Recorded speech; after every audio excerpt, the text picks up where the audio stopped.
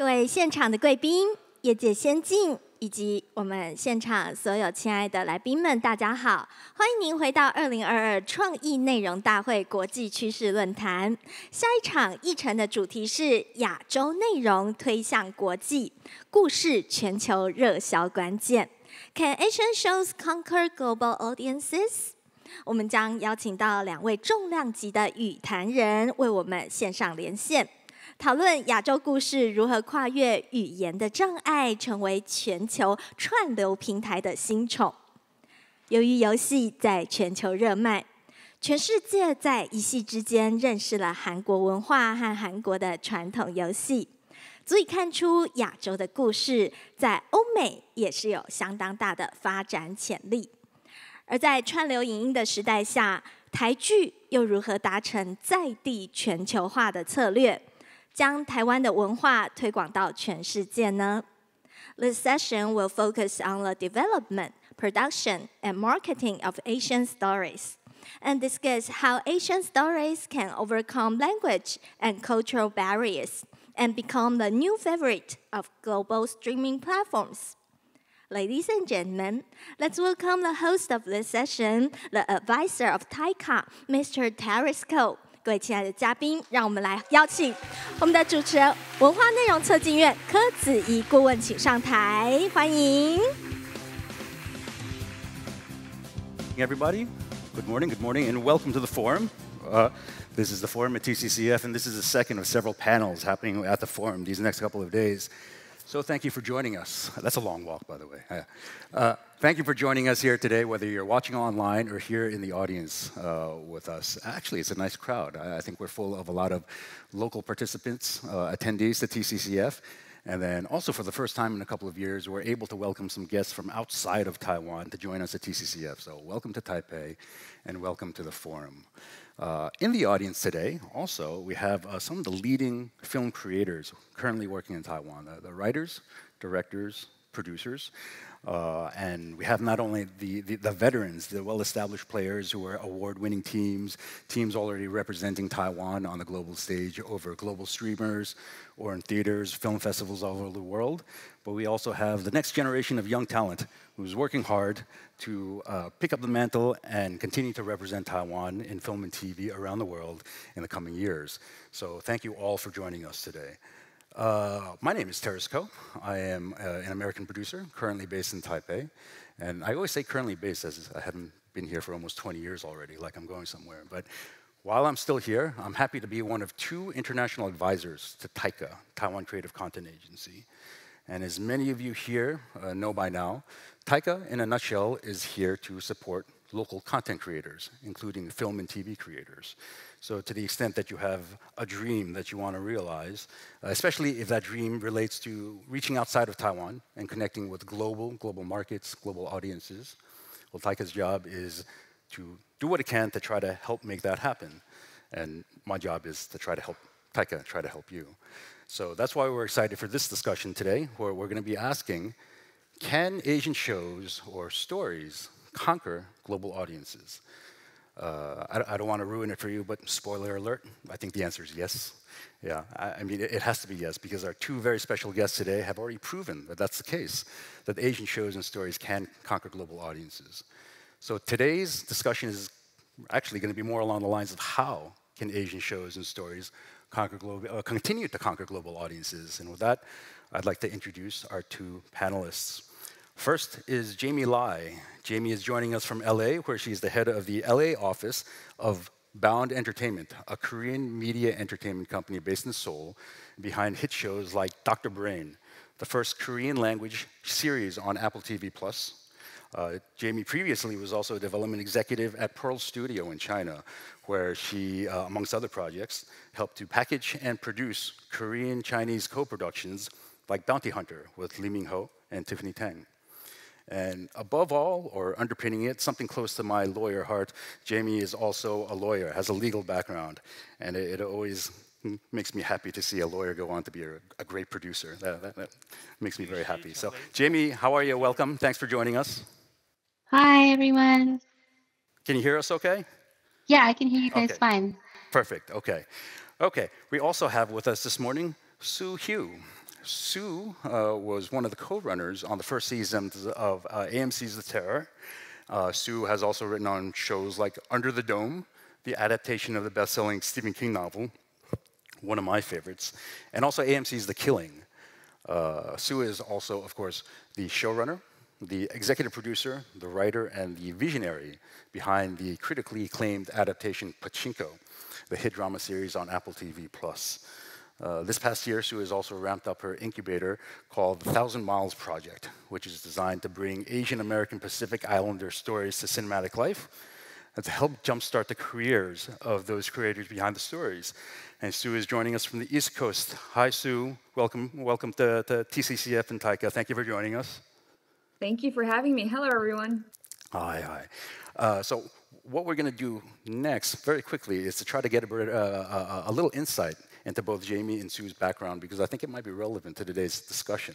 So I'm going to ask each one of them to share a 30, 40-second backstory about how they got to where they are now. For example, in my case, it'd be something like, my family's from Taiwan originally, but I was born, bred, and educated in the States. They didn't come back to Taiwan for the first time until I was grown in graduate school, but fell in love with Taiwan. 20 years ago, moved back to write screenplays, ended up staying working as a lawyer for several years until I pivoted into film. And for the last 10 years or so, I've been working in film, more recently focused on development, and that's how I'm sitting before you right now. So could we ask Jamie to go ahead and share your 30, 40-second backstory with the audience?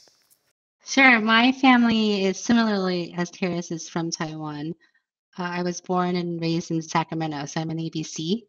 When I graduated law school, I had to sort of make a decision. I was trying to actually decide between whether pursuing a career in entertainment or law. I ended up in China working as a lawyer out there for some time, and then basically quit within a year and decided I wanted to do entertainment. And so walked onto a set in China, and for the last 15 years have been working sort of in the Asia, US entertainment space. I came to LA and I was working in production and then ended up working for a producer, Teddy Z. And then afterwards, I moved to China and have been working in the Asia co-production space, first for a VFX company called Base, and then moving on to Wanda to the location-based entertainment, and then producing Korean Chinese co-productions until I came back to the States, and then worked at Pearl Studio, and then now at Bound. Okay. Quick follow-up questions. Which languages do you speak, read, write that you're comfortable with? I'm a native speaker in English, and I consider myself to be fluent in Mandarin Chinese. Okay. And growing up in Sacramento, I mean, did you read a lot, watch a lot of TV or films, anything in particular that you enjoyed? I grew up, my dad used to really like to take us to the theater to watch animation movies. And then, I was a latchkey kid, so I ended up watching a lot of television growing up.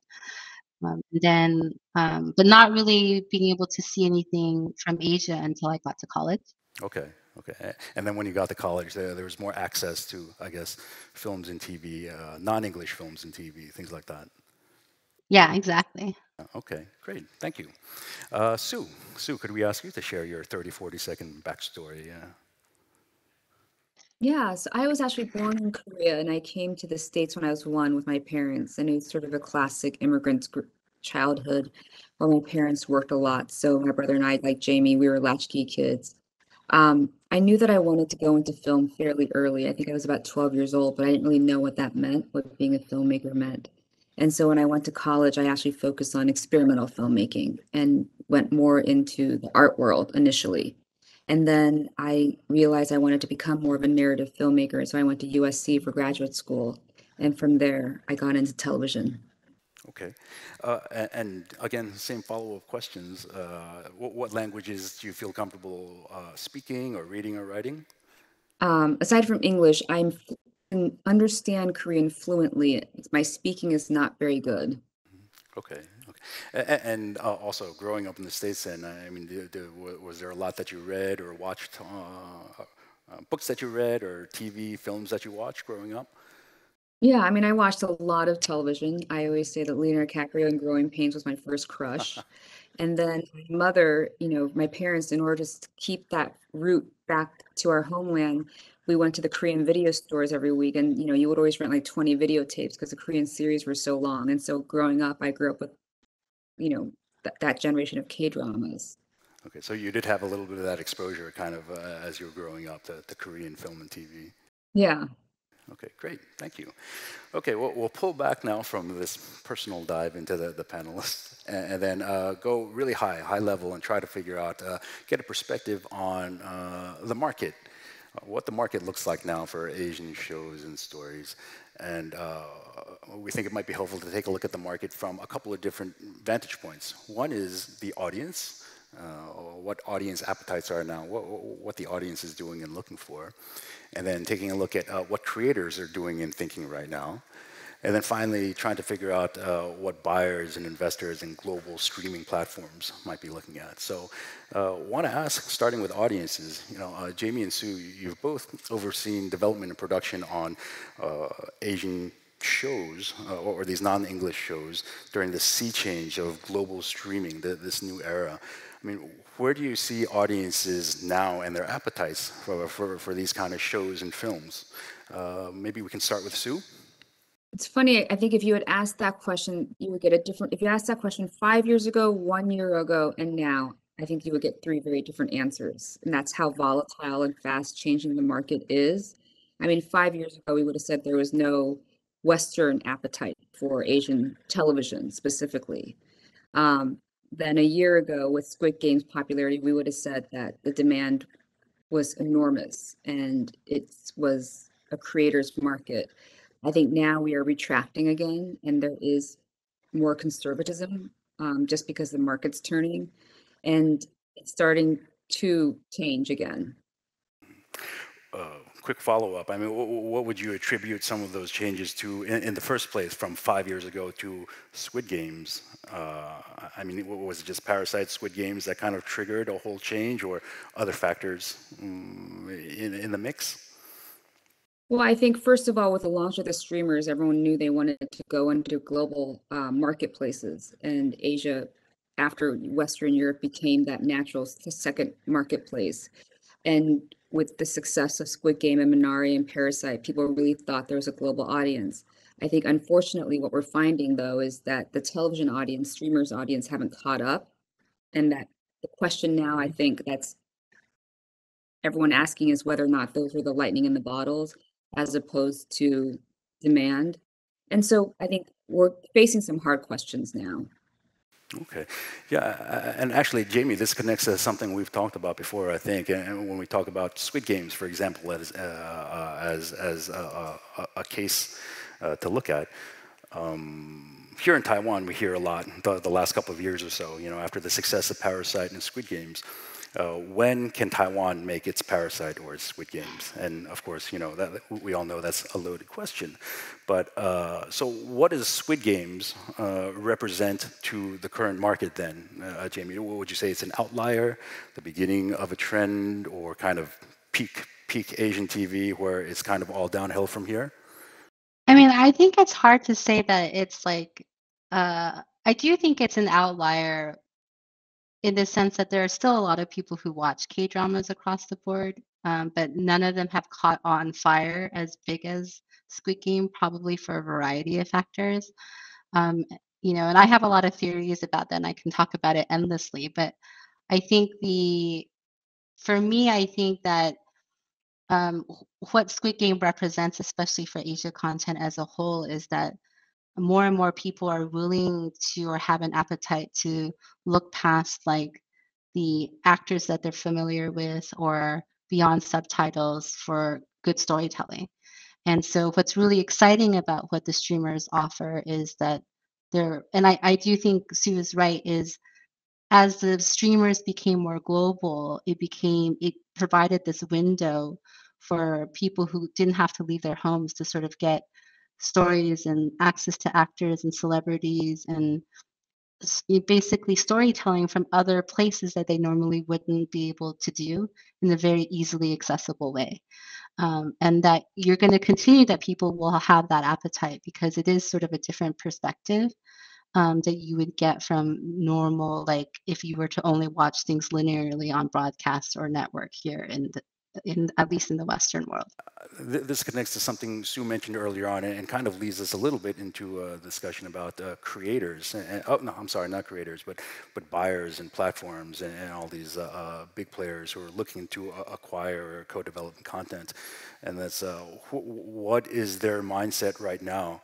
And this is, again, kind of a more specific question because there are so many different things going on in the market right now. As Sue says, it's very volatile and changing very, very quickly. But David Zaslav of Warner Brothers Discovery recently said, I think just in the last week, that this is still the golden age of streaming content, but the age of content at any cost is out the window. So Sue, what do you think about that within the context of where platforms are right now? Well, I mean, the amount of freedom that the streamers have given creators is unprecedented, I have to say. Like, and that's been just really so amazing, and the trust that the streamers have given, especially for global content. And I think it's because they come from a positioning of they don't know what the winners are, so they're willing to take chances and risks. But we are in this stage where, like, for the first time, I am now hearing, terms like return on investment. Apple TV launched Korea less than a year ago. I mean, Jamie, about less than a year ago, right? Yeah, less than a year ago. Less than a year ago, and Amazon hasn't quite launched in Asia yet, and yet all the streamers know that return on investment has now become, they're looking at it. So it's interesting. Whereas before, you would have a much longer tailwind to follow, where you wouldn't have to hear that term for a few years. And I think, once again, it's just there's too much content. The streamers are spending too much money, and I think they're being tasked for it. I guess looking from the perspective of producers the last couple of years, looking at what streamers were doing in the last 3 or 4 or 5 years, I think there was an inclination that maybe, that it was not sustainable, the way, that they were greenlighting projects and putting resources into the projects. But everything seems to have accelerated in the last year or so. For a number of different kind of systemic reasons, market, things like that. Well, let me put it in a different way. Like when we're talking to global streamers now, buyers, what is it like to pitch these Asian shows or stories to them now versus, say, a year ago or 2 years ago? Jamie, would you like to take a stab? I mean, I don't know what it's like for Sue, but I think it's still pretty challenging. I think that in the current marketplace, I do think that we're hearing a lot of what Sue mentioned earlier in the talk, which is people are treating what's going on in Asia not as a trend or something that is around to stay. They're treating it more like, oh, that's a specific example that only has a place in that moment in time. And so I still think it's a bit of a challenge to try to get Asian storytelling, especially Asian storytelling at the competitive budgets that you see being made on the U.S. domestic front. And so it seems to me that part of the strategy for streamers going into local markets is also to try to also get product at local prices. Instead of seeing Asia storytelling as a real opportunity to elevate Asia storytelling for the global marketplace. Along those lines, are there any thoughts as to what creators can do now then, creators and producers can do now when they're developing the stories and pitching to these streamers in terms of trying to approach it, change the trend, so to speak, where they see that where we can try to get their buy-in, I suppose, that that these shows are not necessarily just one-offs or outliers, that you can kind of create momentum and enough momentum with enough content, local content, to make a longer-term strategy make sense. Sue, I mean, working with Pachinko, is there anything that you found, speaking to Apple, in terms of trying to get their buy-in for the first season, and then talking about like future seasons and then other future projects that are maybe also Asian? I mean, I think Pachinko, I just lucked out with Pachinko in the sense I think it came at the right place and the right time in the marketplace. Um, I think it would have been I think it would be hard to sell Pachinko now in where we are, to be honest. But it just came at this perfect moment, and there was so much love for the book and for the story that I really was very beneficial. I think that I'm surprised that a lot of people don't talk about when it comes to especially Asian content is how much of it is IP based, which really follows the formula of the Hollywood system, right? I see very little content being bought in the Asian space for local for global or global for global that is not IP based. I can't think of the last original idea that's sold. So even though we talk about what a revolutionary um, creative world that we've lived in the last 2 years, it still seems to be following that IP rule that we've had. Let me take that and bring it back to the creators then. And Sue had mentioned that at one point, at least in the last couple of years, there was one point where creators kind of had gotten this incredible freedom from the streamers to create and to develop. Has this started changing already then? Well, let me split it up into two different parts. One is, has it started changing on the market with respect to how buyers and platforms are whether it's harder to get their buy-in on the one side, but also how has the mentality for creators changed in the last couple of years in terms of the types of stories that perhaps they could try to tell? Well, I think another problem we have is we have a talent bottleneck right now. The next generation is rising. I'm very excited for when they get there. But if you want to bring the US model to Asia, there's not that many showrunners who have international experience. So for the streamers, it's really hard for them to trust someone who hasn't come through that experience with a lot of money. So that's why the budgets tend to be smaller because they don't want to take that risk. For a show like Pachinko, which is on the higher end of a budget for a foreign language show, I think the one thing that I had going for me was I had done international stories, and I was able to do stories at bigger budgets. But that next generation will come up and they'll be ready. But right now, there's just a talent bottleneck. What do you call it? There's just not there yet. I think this actually helps us segue into the next segment, which is moving on from the market and talking about development and the process of development. And Sue had mentioned already that Pachinko and Dr. Brain are both IP-based. Pachinko based on the English best-selling novel, and then Dr. Brain based on the Korean webtoons. Wonder if you could both talk a little bit about the development process for both of those shows in terms, in particular, about how it was working with the two teams. For instance, Jamie, Dr. Brain, was that developed by a local Korean team and then written in Korean?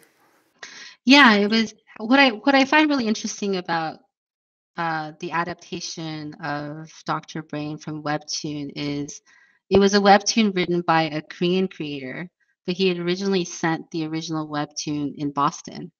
And the two leads of the first season of the Webtoon was actually a Korean man named Saewon, and then also a American detective in Boston. And then when director Kim Ji-woon came on board, he wanted to reset the story and the characters for Korea. And so brought it back to Korea and made it a local Korean language story instead of, even though the original webtoon was in Korean, but the conceit of it was supposed to be like an international collaboration between a Korean man and an American man. And so it changed for the adaptation of it, and the sort of the Bible and the season breakdown was done by a local Korean team. But Apple's team at the time was LA based, or I should say American based, because one of our executives was based in Florida. And so Bound had to play sort of this role in terms of helping the American side understand how development was done in Korea, and then also help Korean creatives digest the type of notes that you would get from American buyers, which isn't a typical way necessarily that they would get feedback in Korea. And for both sides, for both of those teams, was it the first time they had worked, for instance, for the Korean team, first time working with an American team, and the American team first time working with a Korean team? Well, I think director Kim has had Hollywood experience before, except that he's never worked in the TV space. So for him, it was his first TV experience. And so there was a room, you know, with Korean writers, and then we did include feedback from the Western side to Korea, and we had translators involved in all of that. So there was a lot of translating going back and forth between Korean to English and then English back to Korean. Yes, Yeah. I had a whole team of translators working both you can do oral translation, but also written translation, because at least in my experience working in Asia, the skill set is different. Some people are great verbal translators, and there are people who are better written translators. And then when your medium is, both speaking and visual, you sort of need people who are good at both. So that translation was not only on the written page, but also just even in terms of communication between the different teams on both continents. Yes. Sue, could you talk a little bit about Pachinko and how the development process worked there in terms of what language Pachinko was written in first, and then how that interaction went between, because it's actually 3 different languages, Korean, Japanese, and English. So curious about if you could share a little bit more about how that process went. Oh, it's a terrible process. It's really miserable. I mean, if I knew how hard it was going to be, I would have second guessed it. I always knew translation was an art form, but I really didn't know, if that makes sense. So I write the scripts in English. We have a great writer's room. They did the first draft. I do the rewrite. Then we send the script out to 2 different teams, the Japanese team and the Korean team. And we have one layer of translators who do the first pass, what we call the rough pass. Then from that, we then split the translations back out to dialects, because the scripts are also written in 2 to 3 different dialects per languages. So then the next layer of translators come in who do the Busan dialect, Standard Seoul dialect, Kansei dialect, that's the next layer. Then the back translations are written, meaning we hire another screenwriter in Japanese and Korean who then write out everything and back translate into English for me. So I can read the back translation and figure out, why did you guys make this change? Why did you make this change? Then in Korean, there's another process on top of that, where then once I approve the back translation, then in Korean, I have someone read the entire script out loud and tape it for me. So then in Korean, because I can understand Korean, I give notes on what I hear. In Japan, because I don't know Japanese, I can't do that step. So at that point, it just is total faith that in the end that all my notes came through. So there wasn't that process on the Japanese end where there was somebody who was coming, or wasn't something that you could do on your own to kind of filter through that last Japanese version. Yeah, I mean, I had to trust the team. And I think we estimated that each script, by the time it took from once it got into the translation phase to by the time it reached the actors, it was about roughly an 8 to 10 week process per script, which is why, which is not tenable. But just couldn't figure out a faster way to do it without really sacrificing quality. And how does all of this, and this is for both Jamie and Sue, how does this translate into, because this is the development process within the team that we're talking about now, but at the same time, I mean, this is a multi-layered process where, again, getting the streamer to say yes in the beginning is the first buy-in, but then there are going to be milestones along the way where you probably have to continue to get the buy-in from the streamers to say, okay, like the direction this is heading, keep on going. I mean, let me put it this way. How does it differ? How is the process for Pachinko and Dr. Brain differ from other projects that you've done, English language projects, in terms of getting this continuous buy-in from the streamers? I'm going to have to let Sue answer this, because most of my projects always have some sort of foreign language component to it. So. I don't think, in terms of just working on the development side with the executives, I don't think Pachinko was any different from my other shows. Um, in terms of we got the same notes process, the same collaboration. I would say everything about Pachinko on the Apple side was easy. They were terrific partners. We got no notes that made me rankle or feel angry. Everything on Pachinko that gives me gray hairs is all production. Mm. Production is the part that is just really difficult in Pachinko. A quick follow-up question on that part. So, when we're talking about like they didn't give you any headaches really on the development process for Pachinko. What they were reading was the English scripts that you had written originally, and did they have any kind of did they take a look or have any feedback on the Korean or Japanese scripts, or have any concern or worries over those? No, I mean, like I said, it was a really huge leap of faith on Apple's part because not only they noted their English drafts when we did a traditional notes process like I would do on every other show. What is pretty astonishing about Apple and why I feel a lot of gratitude towards Apple is because of the way we shot Pachinko, we shot block shooting, which means Apple didn't see an entire episode until after we finished shooting. That is a tremendous amount of trust, right? For a streamer to say, okay, we're not going to see the episode until you're done is pretty astonishing. I think this is maybe back to Jamie very quickly on the development process. Then I mean, kind of talking about this language and kind of cultural issue, like different teams working together from different markets and different cultures. How much of the time was aside from dealing with the language, dealing with kind of different cultural issues or different ways of doing things, different market practices in different markets. Was there a lot of time kind of spent massaging that and kind of getting on the same page? I mean, that was like my full-time job.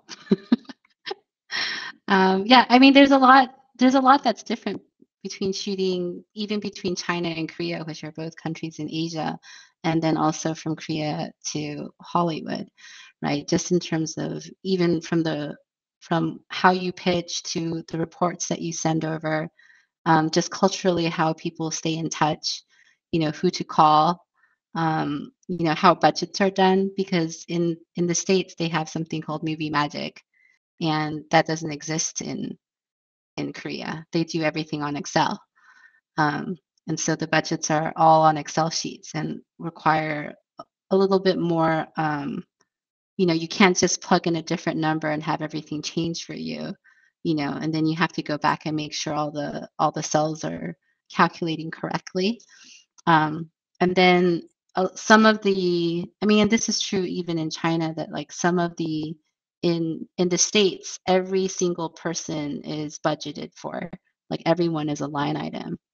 In Asia, some like things like art department, they're all one bundle. And so they're not broken out based on each specific role.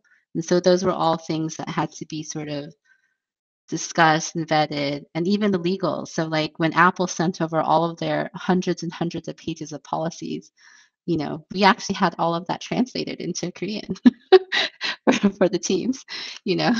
So, but on top of them being translated, we also had to have meetings to explain everything, from the security issues to, why things had to be disseminated a certain way. Like everything in Korea in production is done over Kakao. But similarly in China, every production call sheets and, locations and all communications is done over WeChat. I'm sure in Taiwan it's done over Line. But in the States, people don't use, like, not everybody uses WhatsApp, and so I think email is still the predominant way that people communicate with each other.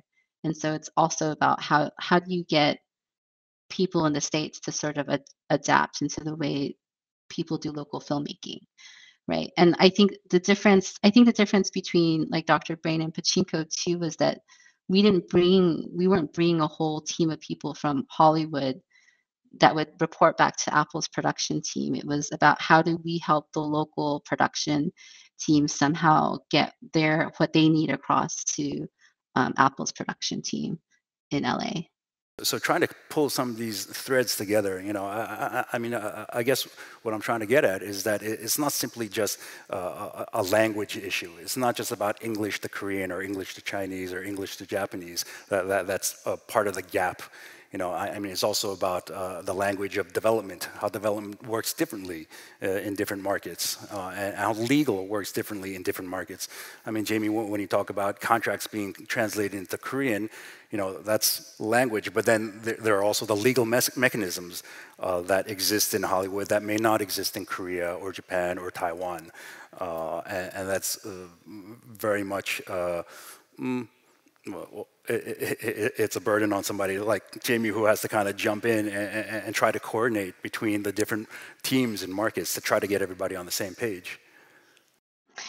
Yeah, I mean, I can talk endlessly about all the differences. I mean, everything from, so I think typically in Korea, even locally, they don't do pitches the way they do in the States. So in the States, I think typically you pitch something akin to a format, but you don't have anything necessarily written. Sometimes you do a leave behind, but you certainly don't write scripts as a pitch. But when you pitch from Asia, especially even locally, but to Hollywood, they want it packaged with talent. But in order for you to package with talent, you'd have to have at least 2 or 3 scripts written, because that's what the management companies would expect to see. They want to know where the characters are, which is very similar to how things are done in China as well.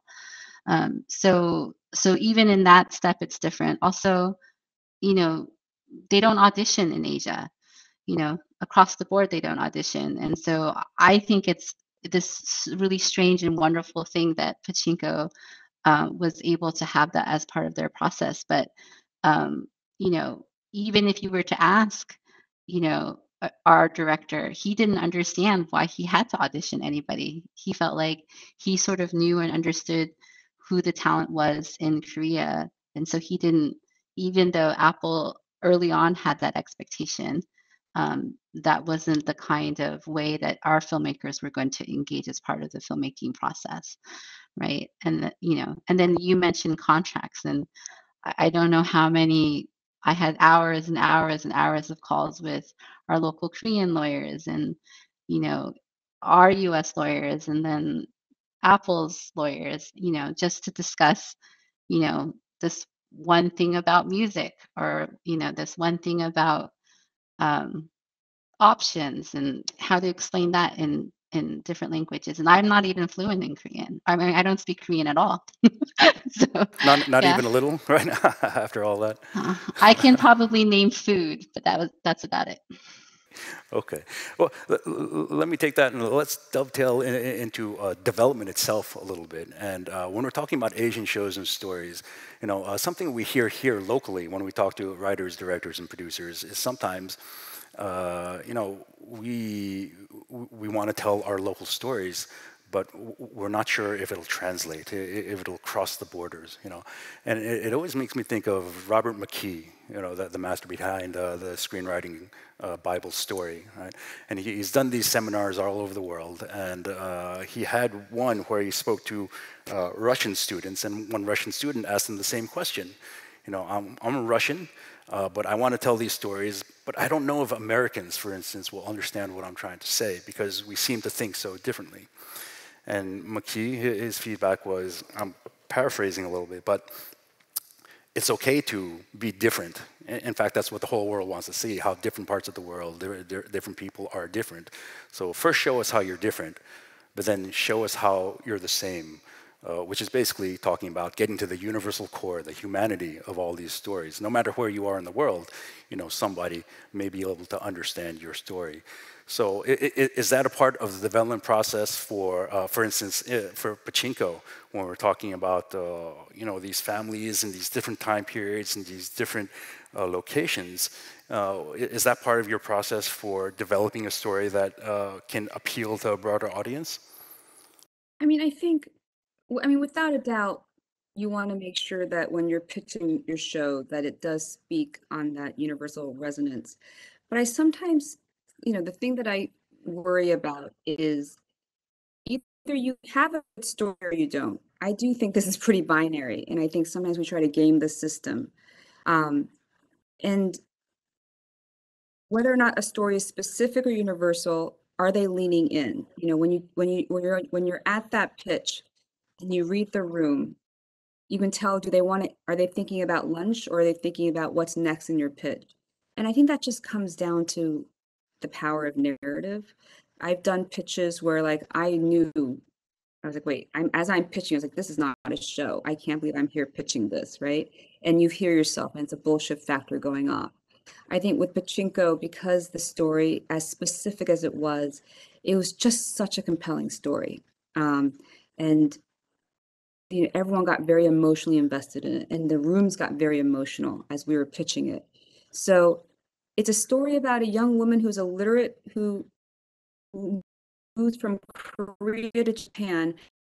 I'm telling it in a pitching session with mostly, let's face it, white Americans, right? And if they're leaning in and they're tearing up, then you know you have something.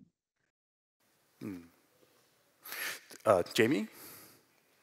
I mean, I think specificity is so important. And so I think even in the States, like, you know, I have a whole English language slate that I'm developing. And when I talk to buyers or studios here, it's always about them wanting to know what subculture, right? Like, I feel like if people wanted to watch about like normal, you know, Jack and Jane who live next door, they would just be on Nextdoor. And, you know, Nextdoor is an app in the States where people trade things and gossip with their neighbors.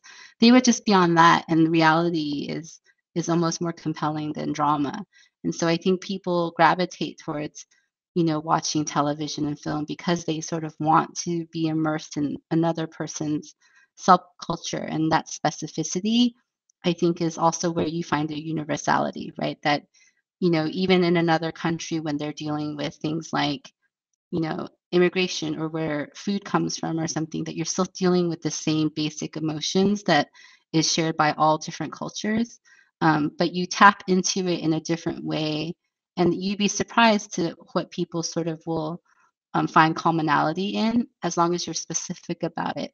Because I think in that, you know, and I don't love this word, but I think in the specificity of something is where you find the authenticity.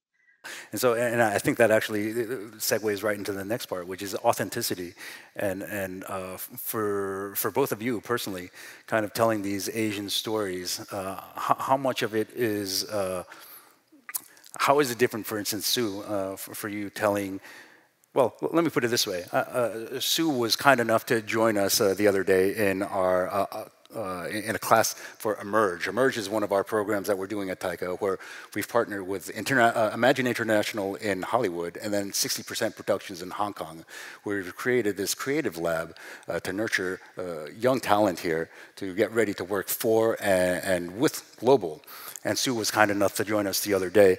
And something you had said that day stuck in my mind, which was, when you want to tell these stories, these Asian stories, you want to go big. And I wonder, I mean, is it different for you when you look at these Asian stories, how you view them and how you view development and how you view getting your hands dirty with them versus a non-Asian story? Is there something that's different at all because you feel more, you feel connected in a different way? Well, I think when I first started Pachinko, I think it's very similar to my previous show in terms of, at first, on first glance, a thematic resonance. I'm just naturally gravitate towards these stories of indomitable spirits and people who really, that restlessness and then need to survive. But because I do like period, I like historical fiction, I like things based on actual events. I'm not someone who's going to ever gravitate towards sci-fi. That research component is enormous for me, and trying to anchor as much of the story and the real life textures that these people live. And it's the thing that I feel really, it's my natural kryptonite, I think, of wanting to keep researching, and I don't know when to stop. But I always find it more moving when I can feel like the past becomes alive for me. And for Jamie, well, I guess for both of you, when you're telling these stories like Pachinko and Dr. Brain that are tied to IP or source material or Asian stories kind of maybe related to certain communities, Asian communities, things like that. I mean, what has the feedback been from Asian communities that you've gotten from these shows? Yeah, I mean, I think overall the feedback has been solid. You know, I think uh, I think that you're seeing because I've always felt like a lot of Korean drama, like Dr. Brain isn't your typical Korean drama in the sense that it's not a rom-com, it's not drama, it is in the sci-fi space, and usually those types of stories, usually in the Korean canon of filmmaking, is usually reserved for film. And what you're seeing with the streaming platforms coming in is that they're sort of diversifying serial storytelling in the Asian countries.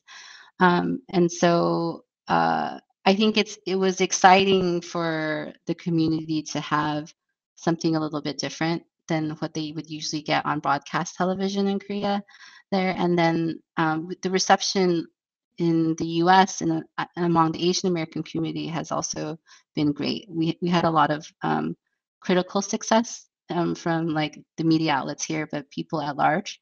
And so, you know, as long as you're willing to engage with the Apple platform, then I think that there are a lot of viewers who found Dr. Brain to be really edgy and really interesting.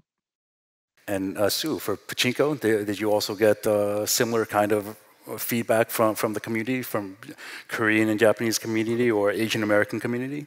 Yeah, I mean, I think the outpouring of just so much love and support for the show has really been amazing. But I actually have a funny story that I was very surprised by because I knew that this was it's a very Korean story and it's a very Asian story. So I had a feeling this would resonate in Korea. But I was at a very, very early marketing meeting at Apple, and it was one, you know, you'd end up doing all these marketing meetings of how do we sell your show? What do we say about your show? What's the marketing hook? And in one of our very early marketing meetings, and you have, you know, it was all on Zoom back then, and there's like 50 squares. The marketing teams are enormous at these streamers. And I remember we're going around introducing themselves, and one person, I think he was Iranian American, and he introduces himself. I do this for Apple. This is my role on the marketing team, and he just starts actually crying in the marketing meeting and saying, "I just want you to know that when I saw Pachinko, I thought of my grandmother, and he was so happy to be working on the marketing for Pachinko," and that was just. I remember that moment being like, this isn't just for Koreans and this isn't just for Japanese. It's like, it was the first time it really clicked for me that this show could speak to a greater population. And it was really, really moving. The for what it's worth, it's strange, but you know, my family's Taiwanese.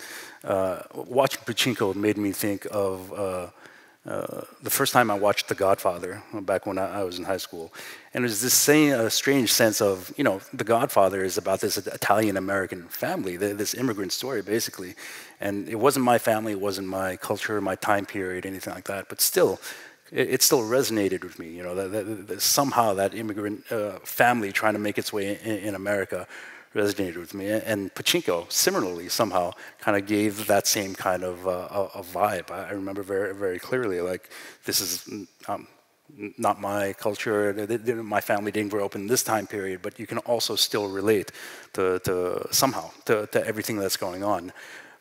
And, well, I don't know, is there a secret sauce to that, or what would you attribute that to?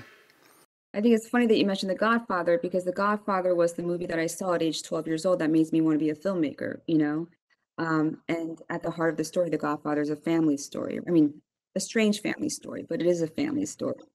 And so when I sold Pachinko in the pitch, I said The Godfather. And I said, it's not going to be a crime story. Pachinko is not a crime story. It's a story about a family. But people really got that reference. Okay, well, we are coming up towards the end of the panel here. Want to see if Jamie and Sue, if you had one piece of advice to give to Taiwanese creators or creators around the world locally who are trying to tell these, doesn't have to be Asian stories, but local stories, and trying to tell them to global audiences, what would your advice be?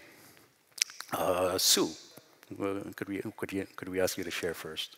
Well, I know it's going to contradict everything I said at the beginning of this, which is we talked a lot about the marketplace.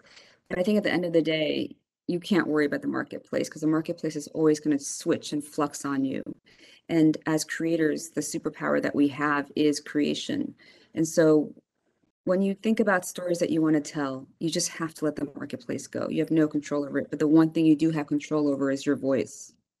Oh, and that reminds me of something you said the other day also, that writing is cheap and free, so just try it. You know, that's part of this whole creative process as a writer, as writers here, that you can just keep on trying until you get what you feel is right. Yeah. Okay, Jamie, any advice? Yeah, I mean something similar, which is don't give up. You know, I also think that, you know, I mean I hate to tell, like, if you're drawn to screenwriting, I do feel like in this day and age where everything feels really IP driven, you know, don't also be afraid to tell your stories via other non-traditional platforms. You know, there's some really interesting stories coming out of like webtoons and web novels. And so if there's a certain story that you really want to tell, it doesn't always have to live in a certain way or medium. Sometimes it can find itself way there, but through other means, you know. And then just while I'm here, just, you know, also be nice to your non-Asian cousins who live across the ocean, because actually, I mean, because I get caught up in a lot of these conversations between, you know, Asian Americans don't understand the Asian experience, and Asian people watching Asian American stuff and being like, this isn't Asian. And, you know, actually, all of this is like, it's a feedback loop and we all impact each other. You know, like, you know, Sue was born in Korea, but like she's a Korean American doing a Korean story. And I think that, you know, as long as we support each other, we can create a global community of talent, to help each other out. Perfect. Actually, I'm going to throw my conclusion out the window because too many insights from this discussion to try to wrap up in a minute or two. But I would like to tag along what Sue and Jamie were just talking about to kind of wrap it up in a final thread.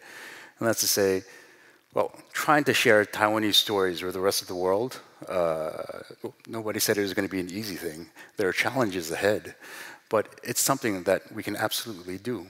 The market, well, you know, it's changing still, but still, it's never been a better time for Taiwanese stories to try the global markets. And audiences around the world have never been primed the way they are now to be receptive to Taiwanese stories.